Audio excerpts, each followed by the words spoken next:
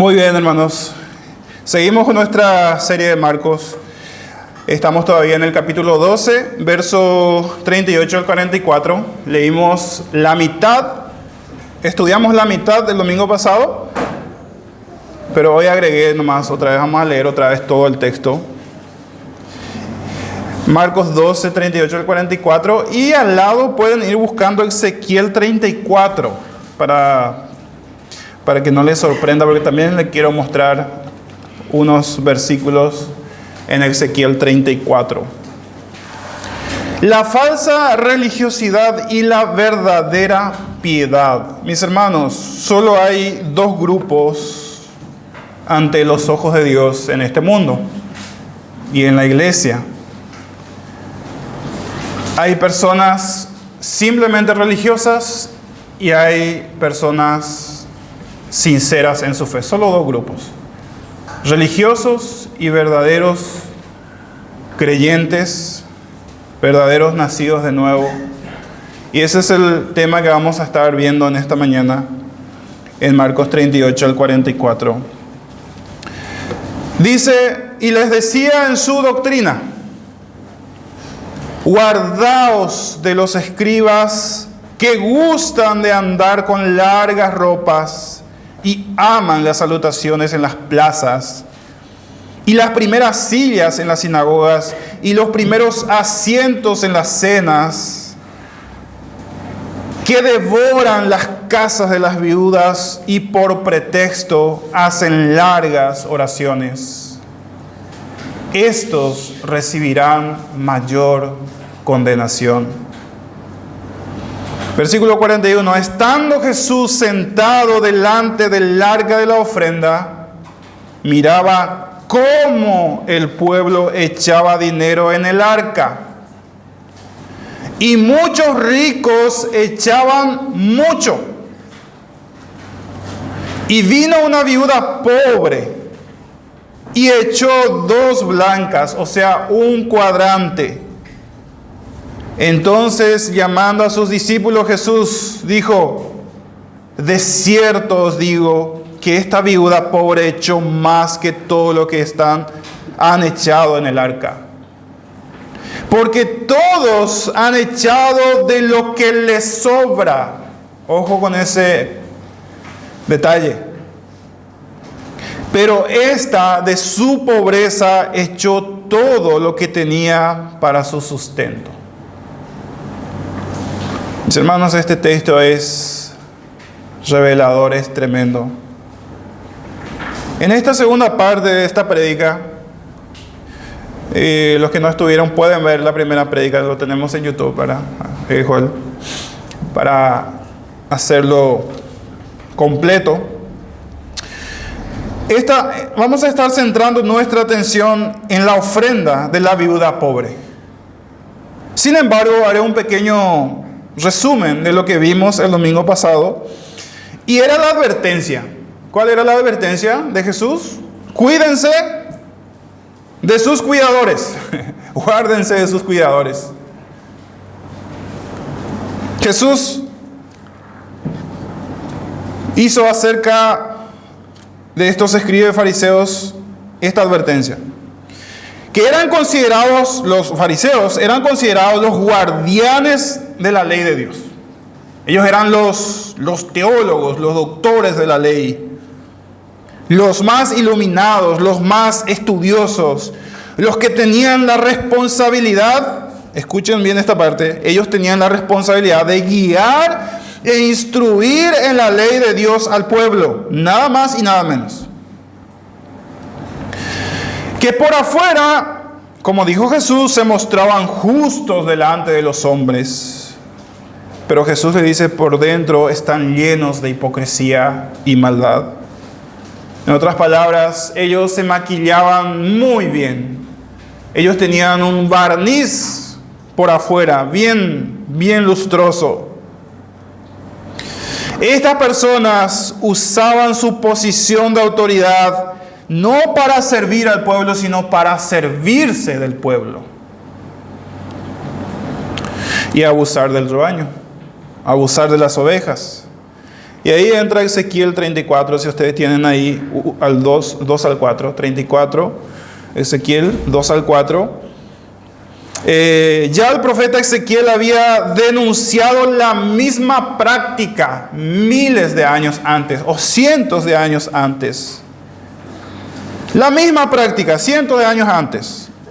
Dice en el versículo 2 de Ezequiel 34 al 4, hijo de hombre, le dice a Ezequiel, Dios, profetiza contra los pastores de Israel.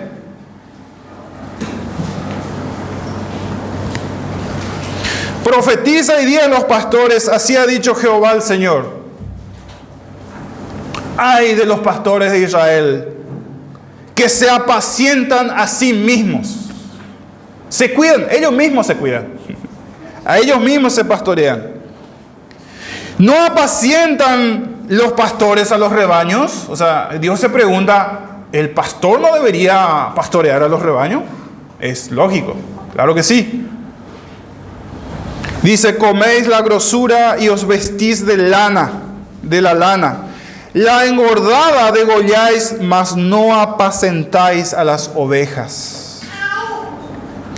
Le dice, no fortaleciste a los débiles, ni curasteis la enferma, no vendasteis la perniquebrada, no volvisteis al redil la descarriada, ni buscasteis la perdida, sino que os habéis enseñoreado de ellos con dureza y con violencia. Imagínense la denuncia que Dios manda hacer a Ezequiel en contra de los que deberían guiar e instruir al pueblo de Dios en la palabra de Dios. Y Ezequiel nos da un resumen excelente de lo que debemos hacer los pastores. Escuchen, fortalecer, curar, vendar, volver al redil al descarriado y buscar a la perdida. Ese es básicamente el trabajo del pastor. Y decíamos también en nuestro resumen o en nuestra prédica del domingo que cualquier parecido que tenían estos fariseos a los maestros del movimiento profético y apostólico de la prosperidad falsa no es pura coincidencia. Es el mismo espíritu diabólico que gobierna el corazón de estos hombres. De Maldonado, de Luna, de Yesenia, de Ana Maldonado, y una larga lista de falsos profetas que usan la piedad como fuente de ganancia. Esa fue otra denuncia de Pedro. Usan la religión, usan el nombre de Dios como fuente de ganancia, mientras las almas que ellos supuestamente deben pastorear se están perdiendo. Porque ellos no le están diciendo a la gente, miren a Dios. Ellos están diciendo, miren las riquezas. La vista de ellos no está en las riquezas celestiales, sino en las terrenales. Y ahí está el peligro mortal de esta gente.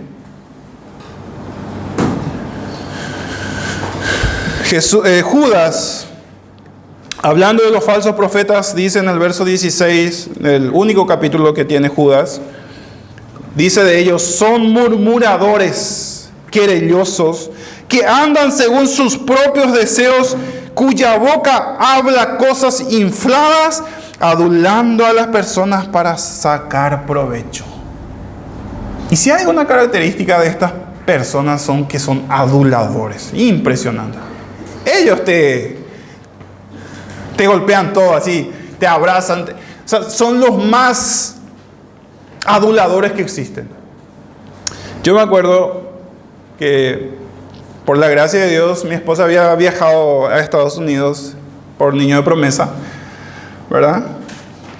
Me acuerdo que yo asistía a una iglesia cuando eso todavía no tenía muy claro todo, ¿verdad? Asistí a una de esas iglesias y yo comenté que mi esposa no estaba porque viajó a Estados Unidos. Después cuando ella vuelve, nos fuimos los dos.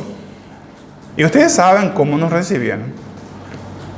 Me sentí como influencer, o sea, me sentí como, no sé, actor de cine más o menos. Porque ellos habían preparado una bienvenida, pero de película, corazón. Comenzaron a aplaudir porque bienvenida la hermana Sandra que acaba de llegar de Estados Unidos, y un aplauso para ella. Nosotros no sabíamos dónde meternos. Bueno, estamos acostumbrados a ese tipo de recibimiento. Cuento esto porque cuando leí este versículo me vino ese momento. Ellos son aduladores. Ellos sabían que ellos hicieron la conexión, ¿no? Estados Unidos es igual a muchos dólares, ¿no? Entonces vamos a tratarle bien a esta gente, vamos a ganar a esta gente, porque ellos ya están haciendo la conexión económica. Es increíble. Por eso Judas dice que son aduladores, te adulan. Te ponen un pedestal, te alzan si es necesario. Entonces, estas personas son las manchas en el cristianismo. Yo recuerdo haberle dicho al Señor, después de unos pocos meses de conversión en el año 2000, que yo no quería ser así. Yo no quería ser un creyente más en la lista. Yo quería hacer la diferencia. Yo me acuerdo bien de esa oración. Que yo no quería avergonzar el nombre de Cristo. Yo no quería manchar el nombre de Cristo con mi conducta. No sé si lo he logrado, pero nunca me he arrepentido del Evangelio. Nunca me he arrepentido de mi Señor. Nunca me he avergonzado de lo que Cristo hizo por mí. Pero ¿saben qué, hermanos? Me he avergonzado muchas veces por ser pastor. Me ha dado vergüenza muchas veces que me llamen pastor. ¿Por qué? Por la idea que la gente tiene sobre el pastorado. Por cómo se ha pisoteado y degradado esta noble tarea que Dios ha dado a aquellos hombres que Él llamó.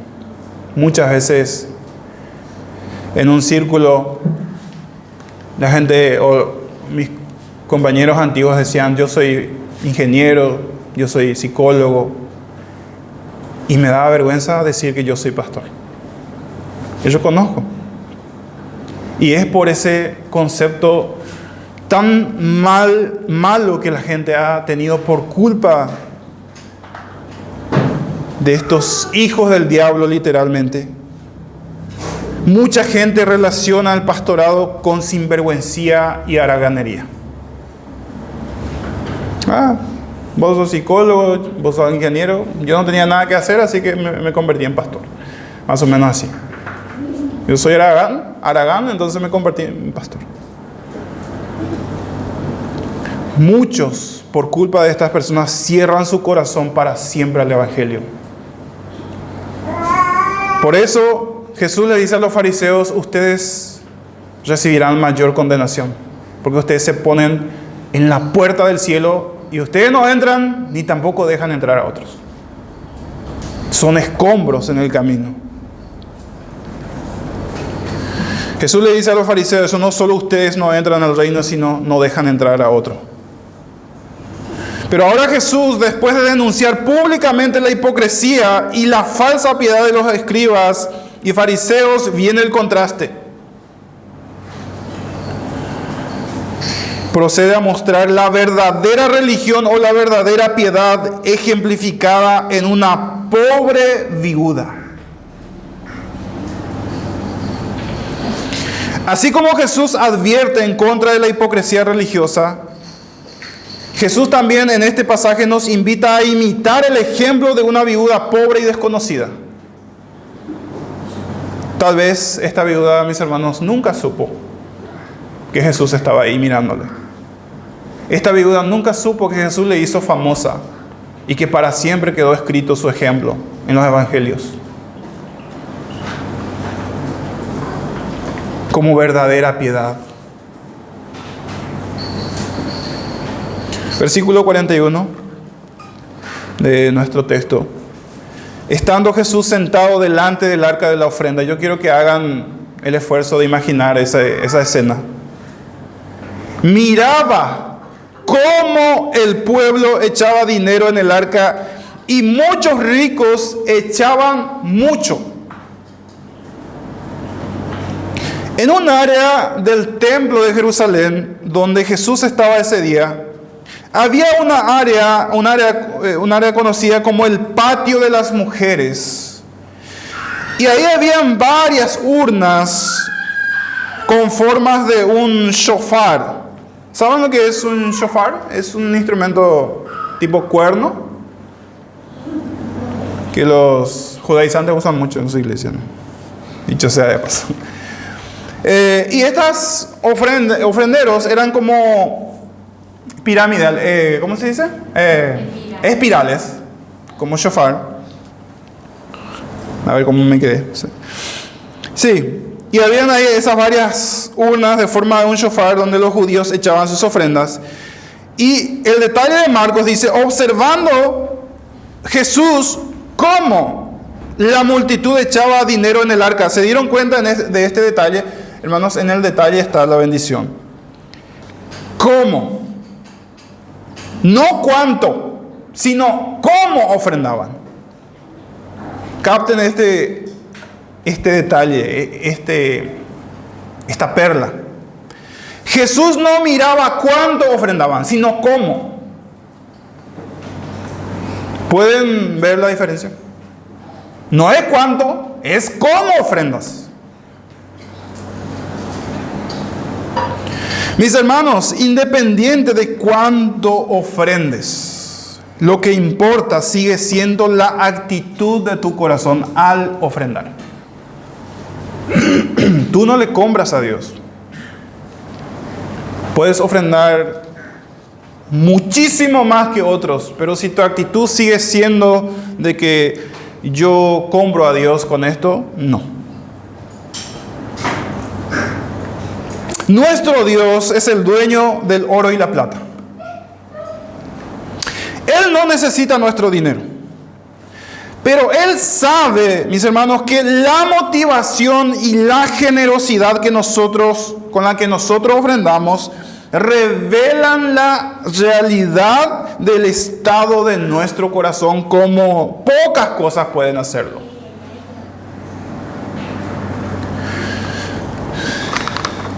Decía un misionero que no me acuerdo ahora el nombre, creo que era Tim Keller. Decía que para ver dónde está Dios en el corazón de un cristiano, debemos ver su chequera. Suena un poco pesado, ¿no? Pero no deja de tener razón. Porque el tema de la avaricia de nuestro corazón es revelado frecuentemente a través del dinero. Es impresionante. Yo me declaro culpable también. Y es algo con el que lucho. Y pido al Señor que lo superemos, ¿no?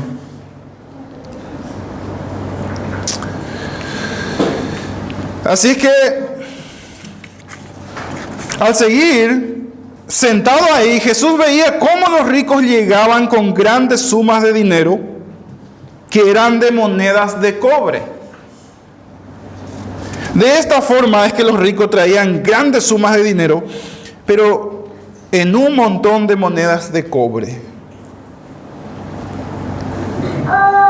¿Se imaginan para qué, verdad? ¿Se imaginan para qué traen monedas? ¿Se acuerdan la figura, la forma del ofrendero? ¿Qué pasa cuando largamos moneda ahí? ¿Para qué va a ser? Para que suene más. Para que todo el mundo escuche. Para que todos digan, wow, ¿cómo ama a este ser humano? ¿Cómo ama a Dios? ¿Cuánto ofrendó este tipo? De esta forma, el ruido de las monedas que caían en espiral, ¿se imaginan? Atraía la atención de todos en el templo. Y esto, mis hermanos, se convertía en un espectáculo en el templo. Era un espectáculo de generosidad y la gente medía a los fariseos por eso, ¿no? Ellos ofrendan mucho y se supone que porque ofrendan mucho, ellos son verdaderos cristianos, verdaderos amantes de Dios. Y no. ¡Guau! Decía la gente. Nuestros líderes, cómo ofrendan, cómo aman a Dios. Cuando de repente aparece esta viuda pobre en la escena,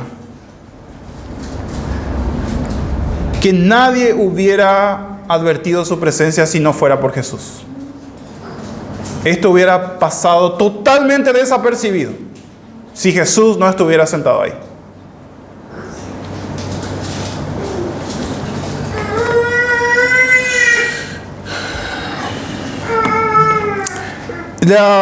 La palabra pobre para esta anciana viuda significa indigente.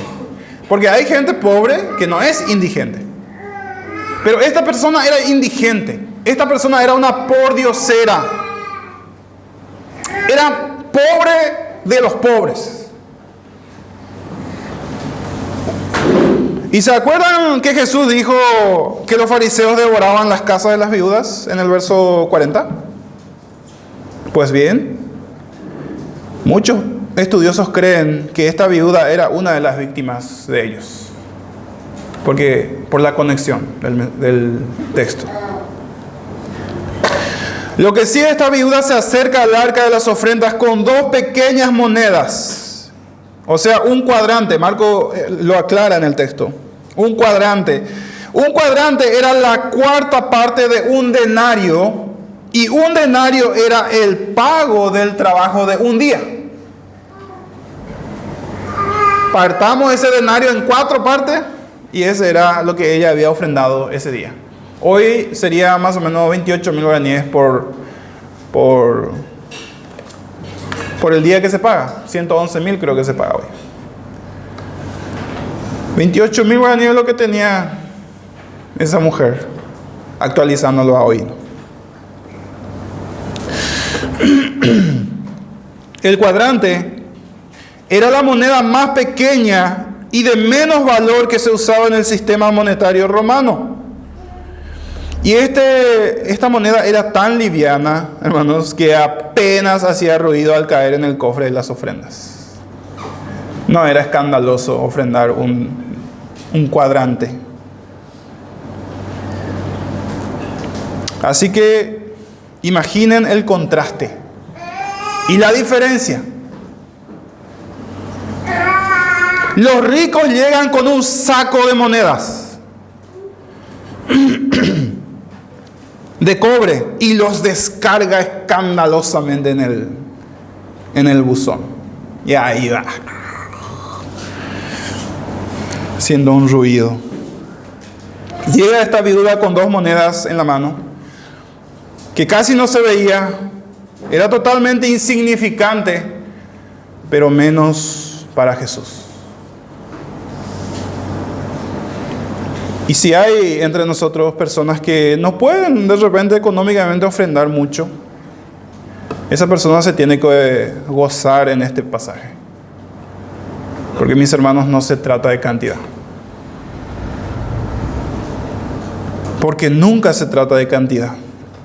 Porque dice, versículo 43, entonces llamando a sus discípulos les dijo: de cierto os digo, que esta viuda pobre echó más que todos los que han echado en el arca. Yo me imagino a los discípulos rascándose la cabeza. Como que mucho es menos y menos es más. Esto era totalmente ilógico. O Jesús se aplazó en matemáticas, o se había confundido. Porque matemáticamente no cuadraba lo que él estaba diciendo. A Jesús, mis hermanos, no le impresionó la ofrenda de los ricos, pero sí la ofrenda de esta viuda. Santiago, Juan, Pedro, Judas, vengan. Vengan a ver esto. Aquí hay una lección. Porque dice que le llamaba a sus discípulos para ver lo que estaba pasando con esa viuda. Versículo 44. Porque todos, dice, todos han echado de lo que les sobra. Pero esta de su pobreza echó todo lo que tenía, todo su sustento. ¡Wow! La ofrenda de los ricos, en el fondo, no tenía nada de extraordinario. Para la gente, sí, humanamente era extraordinario, era un espectáculo de generosidad. Pero para Dios, para Jesús no. Ellos daban las obras. Es como que nos sentamos en una mesa, comemos de todo un poco y lo que sobra, primero yo, si sobra lo demás. Algo así era la actitud de estos fariseos hacia Dios. Si sobra, le damos a Dios, si no, no.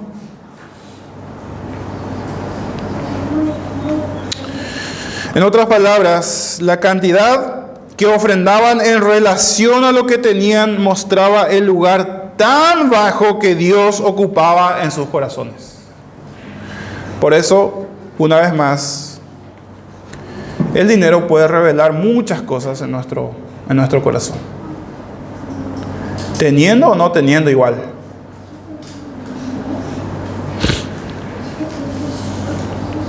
Y esto puede ocurrirnos, hermanos, y de hecho ocurre. Esto puede ocurrirnos y de hecho ocurre. Humanamente a veces ofrendamos mucho. Y yo me incluyo acá, hermanos. Este texto fue bastante confrontativo para mí. Humanamente a veces ofrendamos mucho, pero en proporción a lo que ganamos, a veces es una miseria. ¿Se entiende? En proporción a lo que ganamos, a veces parece que ofrendamos mucho, pero comparando con lo que estamos ganando, estamos ofrendando una miseria. Es fácil ofrendar 200,000, 500,000 o 1,000,000 cuando te quedaste con 20 millones.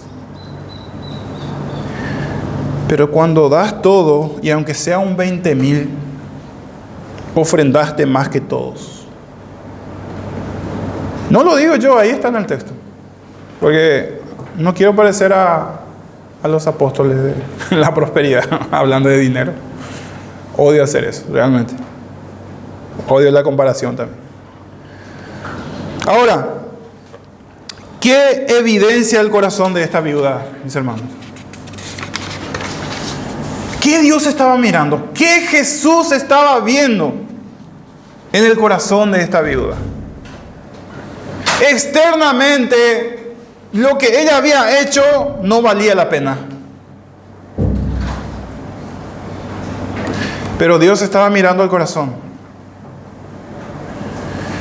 ¿Qué evidencia el corazón de esta mujer? Primero, que Dios era su verdadero tesoro.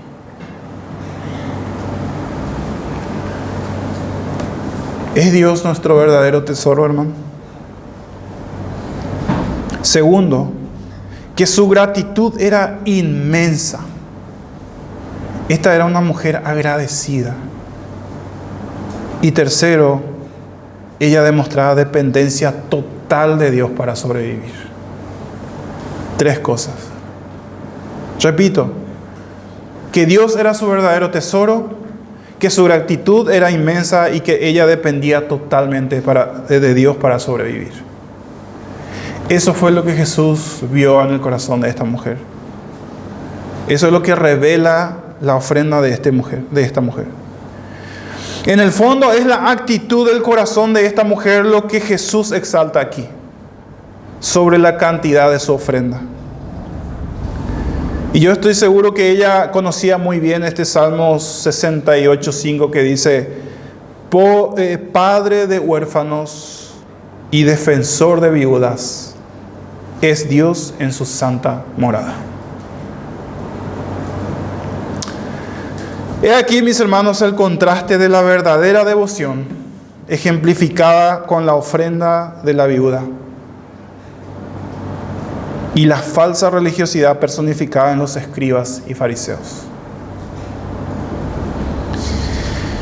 Y la falsa devoción surge. ¿De dónde surge la falsa devoción? Surge de un corazón orgulloso y soberbio, que se oculta detrás de un manto de piedad. Es el deseo de llamar la atención sobre nosotros mismos. En cambio, la verdadera devoción es producto de un corazón humillado y agradecido como la de esta viuda. La falsa religiosidad hace de Dios un medio para lograr un fin. Y ya pusimos el ejemplo de los fariseos y también de los fariseos actuales, de los falsos profetas de nuestro tiempo. Usan a Dios como medio para lograr un fin, sean riquezas, salud o tal vez estabilidad emocional. Mientras que la verdadera devoción es aquella que tiene a Dios como su más grande tesoro, como la de esta viuda. Aunque nunca logre alcanzar las riquezas materiales en esta vida. En la falsa religiosidad, Dios no es prioridad, mis hermanos. Se le da a Dios lo que sobra. La sobra del tiempo, si me sobra tiempo hago. La sobra de nuestros bienes, si me sobra algo le doy. La sobra de nuestras capacidades. La sobra de nuestras energías.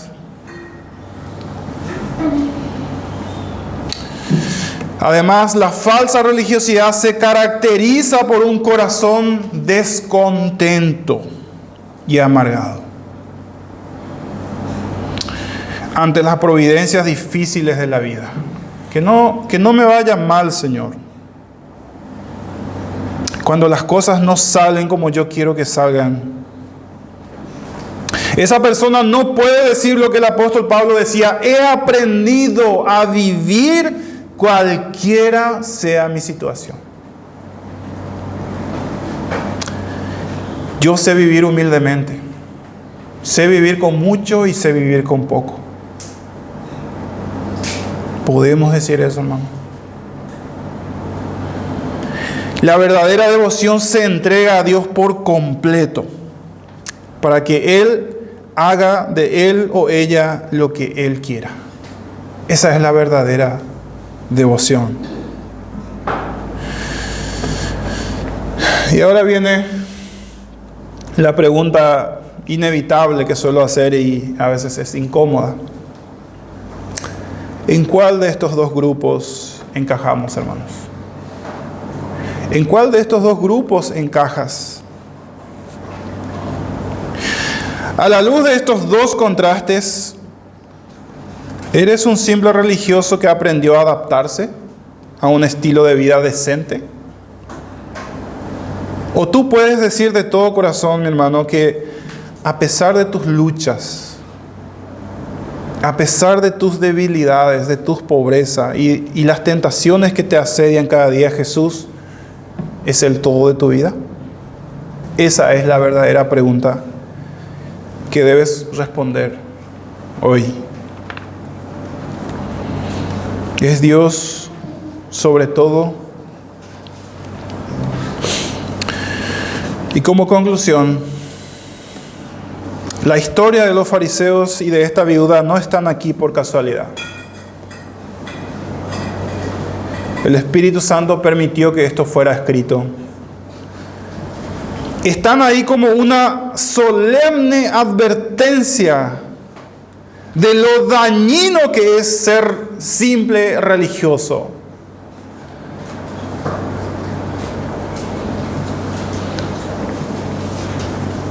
Para cuidarnos de ese tipo de líderes y para no caer en la hipocresía religiosa. Para eso está ahí el texto.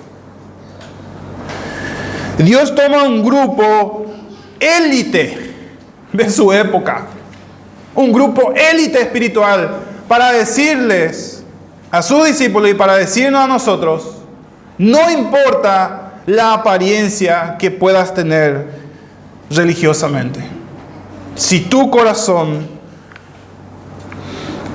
corazón no ha habido regeneración, y no importa lo pobre que seas, si tu corazón ha sido entregado al Señor, ese es lo que Él aprueba. Eso es lo que Él anhela.